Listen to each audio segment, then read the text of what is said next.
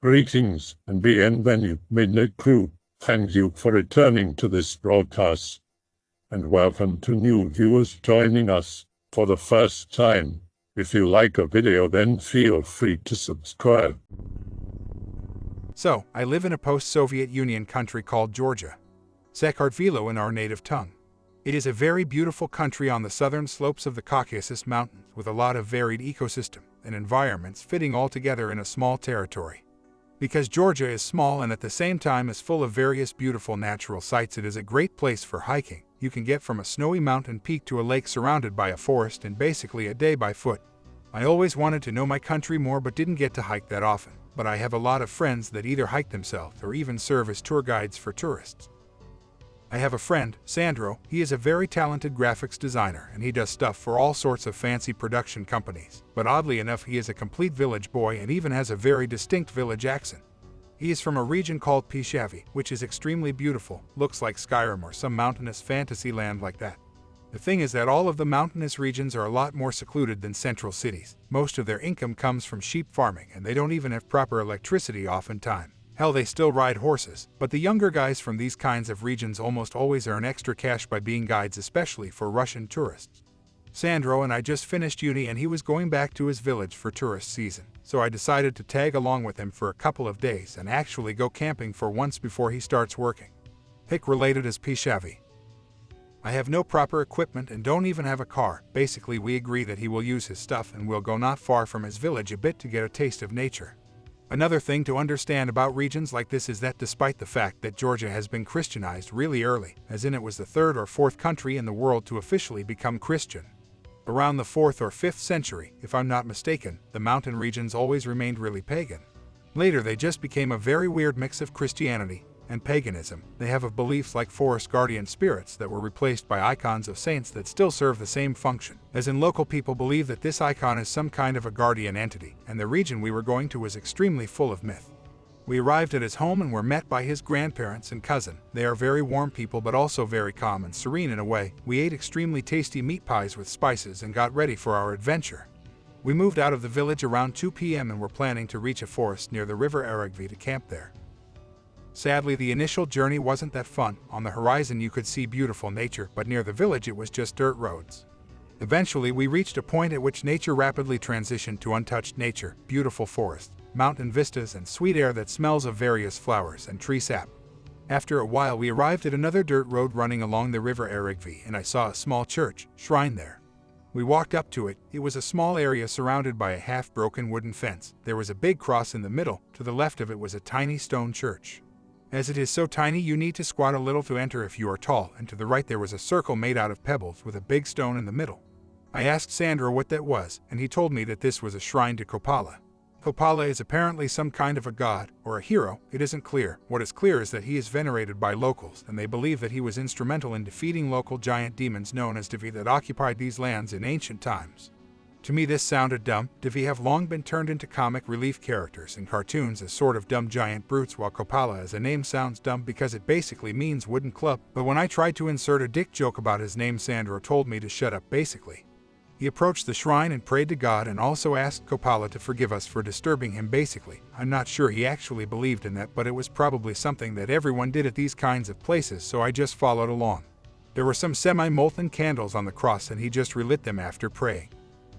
So I looked around the area and approached the stone circle thing with a bigger stone in the middle. When I asked him what it was, he told me that this was apparently the seat of Kopala, and he also said that they believe that their big grooves on the sides of the stone were dents left by the fingers of giant Devi that tried to steal it once.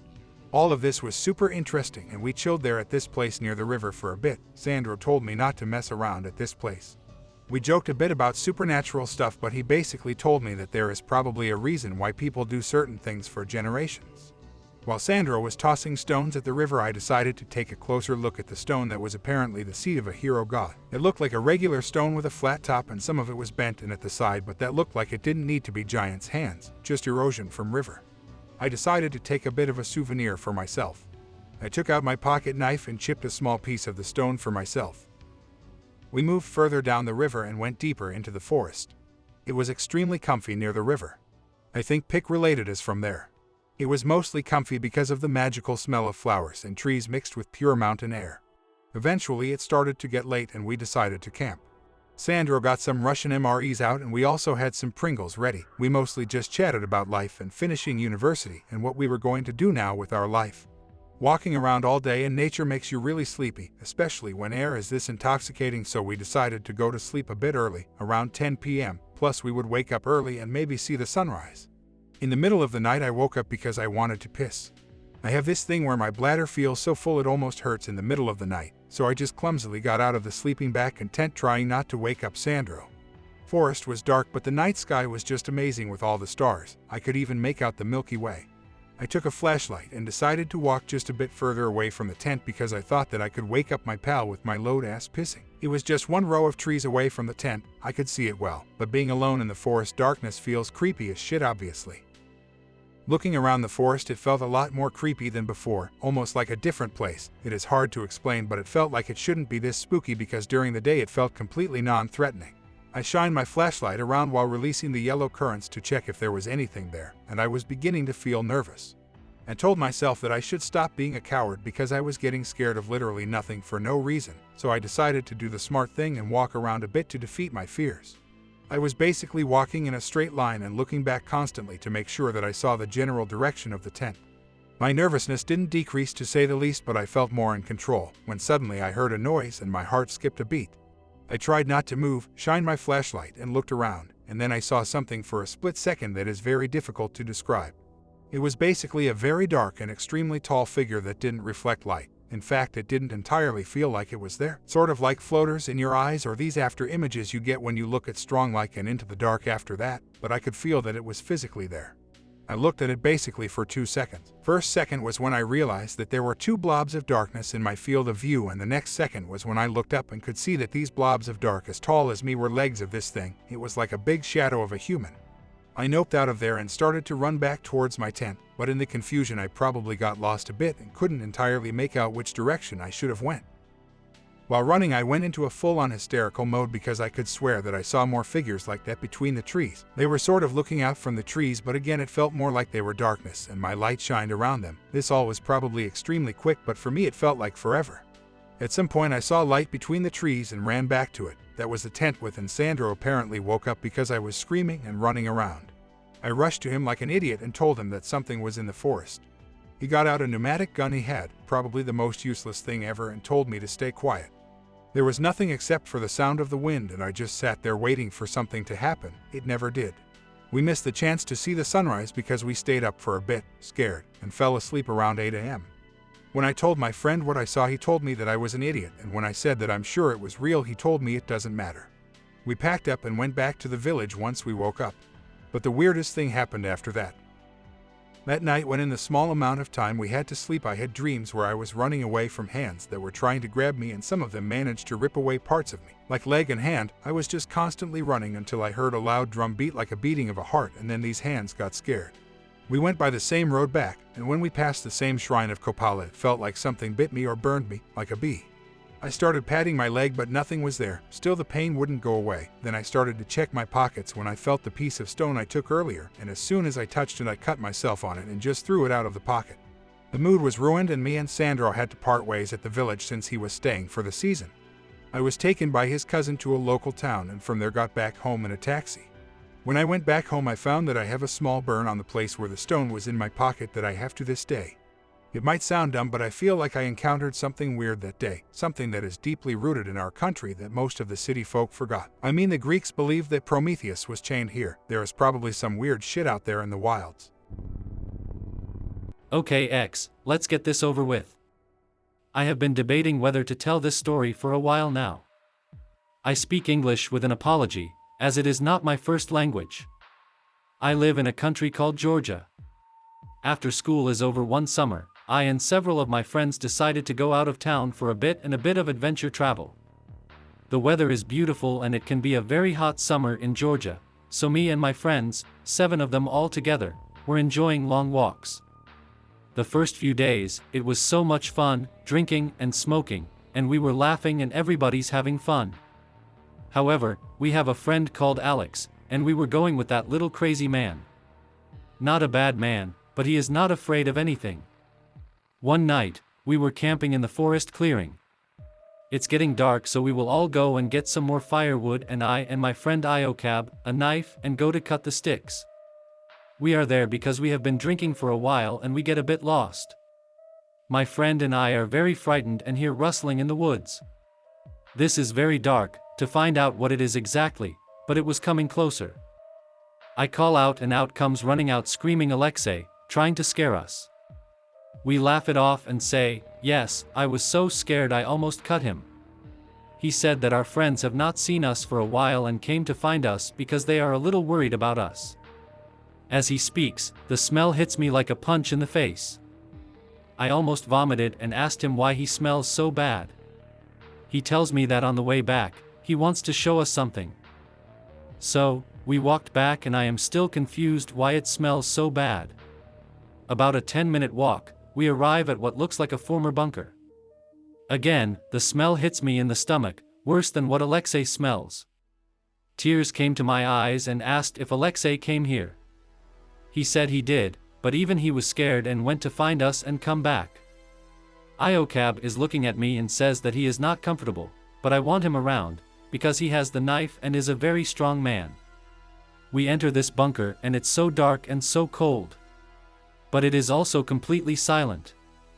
The smell is getting worse, because we are on our way to the bunker, and in the end I have to take off my shirt and cover the nose and mouth to stop the smell. As I take off my shirt and wrap it around my face, one of my friends pushes me to the ground and I know they run off laughing. I get up and I see them nowhere, but still hear them laughing in the distance. I do not see very good. I, for my part, am in the dark and start trying to find a way back. As I was feeling along the wall, I feel my turn to go through something soft. My eyes focus on the dark and I just vomit everywhere. I just stuck my hand into the eye of the dead man. I look at it further to try and work out why he died, and I can see that around the neck, a dent. I am so confused, because I do not see the rope to hang themselves. I understand that this is a bad smell. I just tried to get back and try and decide not to kill my friends. Iocab still had the knife. So, I'm just in a bunker, it pitches black and I am calling out to my friends.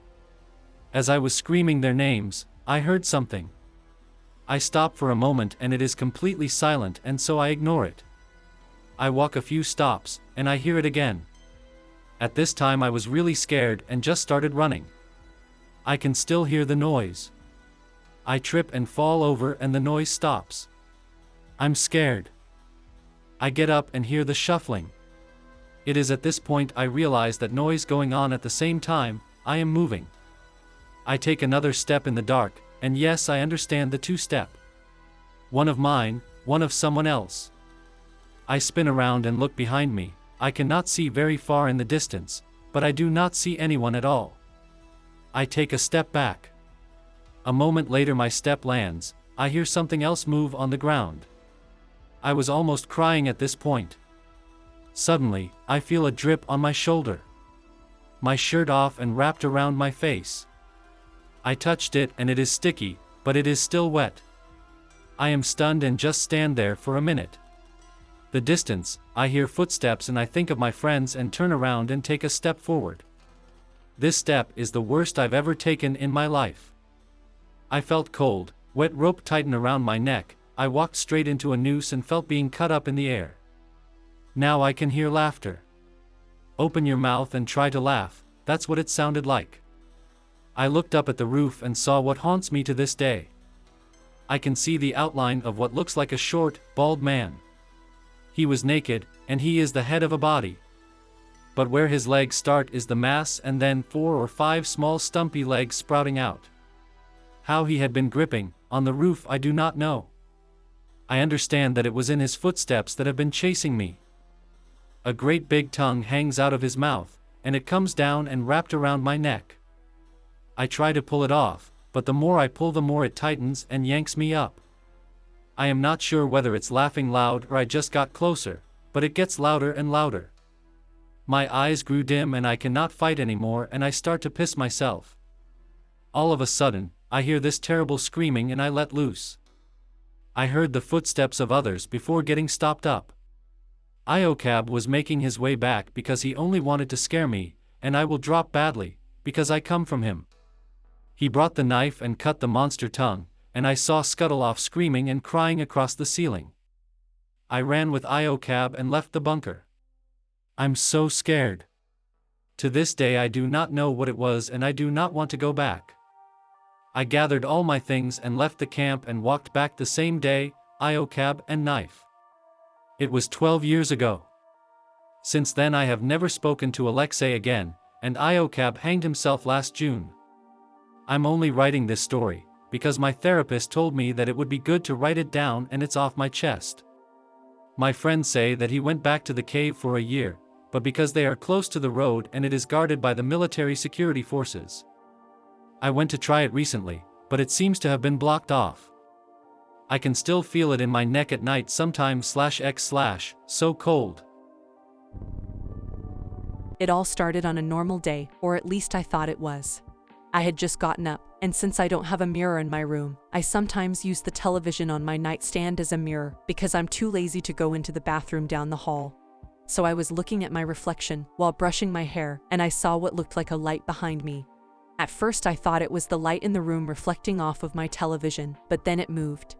At first I couldn't believe my eyes, and I thought that I'd imagined it, but then I seemed to hear a voice other than my own inside my head. I couldn't quite understand it, so I freaked out and left the room. I didn't have anything else weird happen for the rest of the day, at least not until the next night. I was taking a bath and was laying on my stomach, enjoying the bubbles, when I heard the voice in my head again. At first I thought it was just my imagination again, but then the voice became audible, and I clearly heard it say, "That's an easy position to drown in." At first I thought it was nothing, but feeling unsafe and a bit frightened, I quickly sat up and got out of the tub. I got dressed and left the bathroom. I was scared of what would happen if I stayed there. I tried to forget it happened, but it was just too real and too scary to forget. I remembered that the voice sounded snake-like and considered that it might have been a ghost trying to scare me. If so, it worked. I was terrified for the rest of the week, and my room still feels a little unsafe. Nothing else has happened so far, but I still feel that it will happen again. I guess you could say I got paranoid because I looked up the house's history, but I found nothing. No deaths, no murders. It was an ordinary, happy home, mostly. I didn't mention anything to my friends and family, for neither will believe me. I still feel its presence sometimes, but not often. It mostly keeps to itself. All I know is the following. 1. The voice was female. 2. It sounded evil, yet concerned. 3. It always seems to watch me out of the air vent on the ceiling. Creepy, I know. 4. It doesn't like it when I have friends over or when I talk to them. 5. It hates it when I do teenage-like things. I still don't know what it is or why it's bugging me. I'm way too scared to talk to it. I just want to forget it's there, but I can't. I have a long history with ghosts because the night my great-grandmother died, I heard her call my mother's name. I ran out of the room, just as my mom ran in, and she asked if I called her. I said no, and she just thought she was hearing things. I never told her I heard it, too. I wish I had, because then I could have told her about my recent problem easily. I hope that you enjoyed tonight's broadcast. If you enjoyed tonight's story, then please subscribe to the channel as more green texts will appear daily. A new broadcast will appear when the clock strikes midnight Central Time.